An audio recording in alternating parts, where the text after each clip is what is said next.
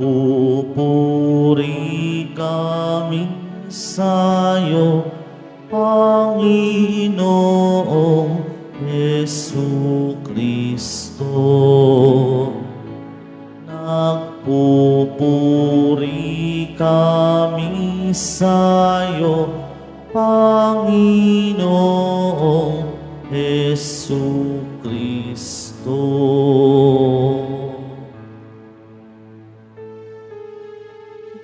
Ang dapat gawin, masama'y iwasan natin, at tayo ay bubuhayin. Ang Diyos ay isa sa atin, atin siyang makakapiling. Nagpupuri kami sa'yo, Panginoong Jesucristo.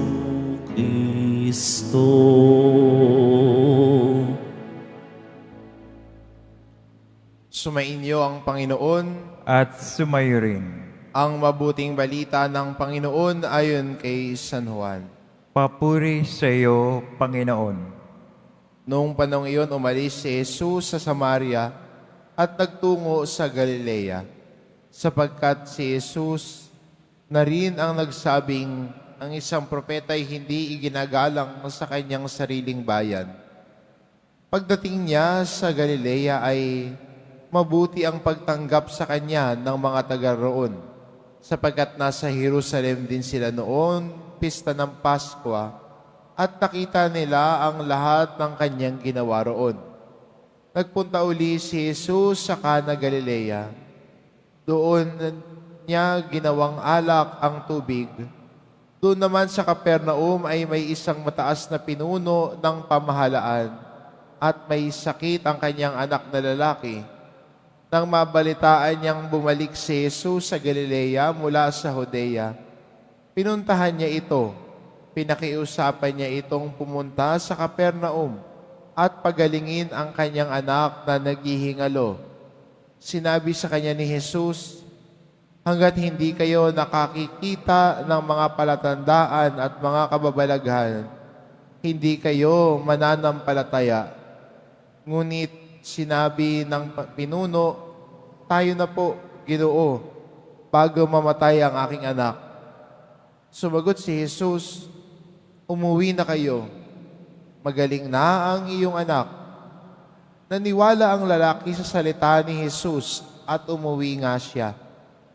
Sa daan pa'y sinalubong na siya ng kanyang mga alipin at sinabing magaling na ang kanyang anak. Tinanong nila sila, anong oras siya gumaling? Siya po'y inibsan ng lagnat kahapong mag-aalauna ng hapon. Tugon nila, naalala ng ama na nung oras na iyon, sinabi sa kanya ni Jesus, magaling na ang iyong anak. Kaya't siya at ang kanyang buong sambayanan ay sumampalataya kay Jesus. Ito ang pangalawang kababalaghang ginawa ni Jesus sa Galilea, pagpunta niya roon, buhat sa Judea. Ang mabuting balita ng Panginoon. Pinupuri ka namin, Panginoong Jesucristo. Magsipo muna ang lahat. Maganda makita ang halimbawa ng lalaki dito sa Ebanghelyo na nakiusap na pagalingin ang kanyang anak. Nung sinabi ni Jesus sa kanya, umuwi ka na, magaling na ang iyong anak. Umuwi agad siya. Hindi niya sinabing, sigurado ho kayo? Hindi tinanong, para sure Lord, sumama ka na. Puntahan mo na Lord, para sure. This person without ifs, without buts. Kung sinabi ni Jesus, magaling na ang iyong anak, wala nang tanong-tanong, umuwi na. Dahil may tiwala siya sa salita ni Jesus. Maganda rin para sa atin bilang Kristiyano, sa paglalakbay natin sa panahong ito ng Kwaresma, ay maganda din tanong sa atin, may tiwala din ba ako sa salita ni Jesus? Do I really trust in the Word of God?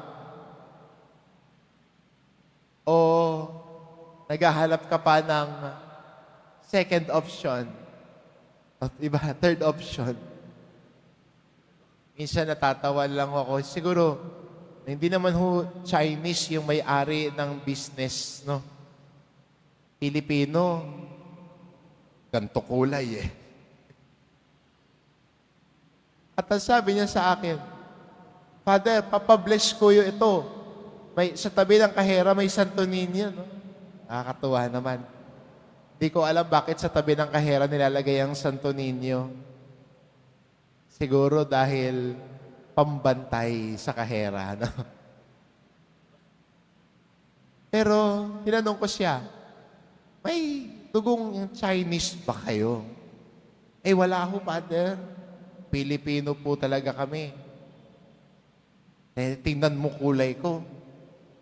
At tinanong ko siya, eh bakit may pusa ka na kumakaway sa tabi ng Santo Niño? Ano yan?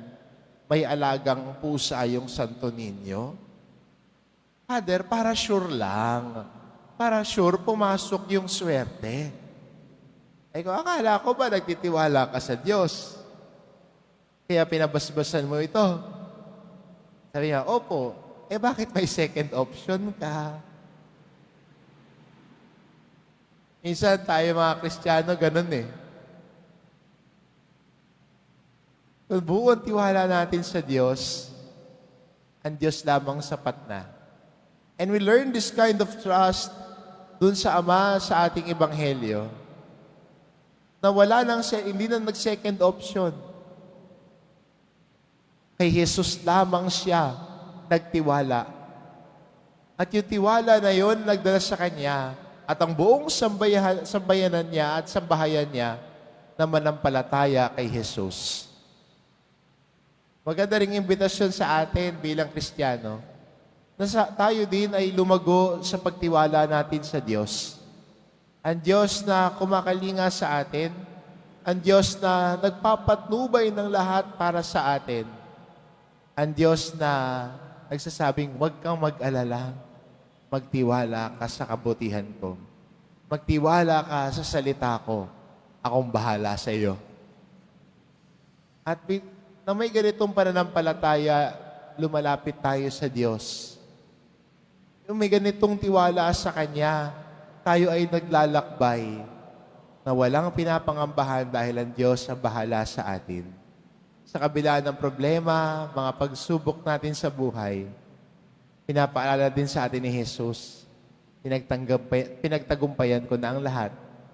Magkaroon ka ng pag-asa, magkaroon ka ng tiwala. Ang Diyos ang gagabay, ang Diyos ang papatnubay. Siya ang bahala sa atin. Amen.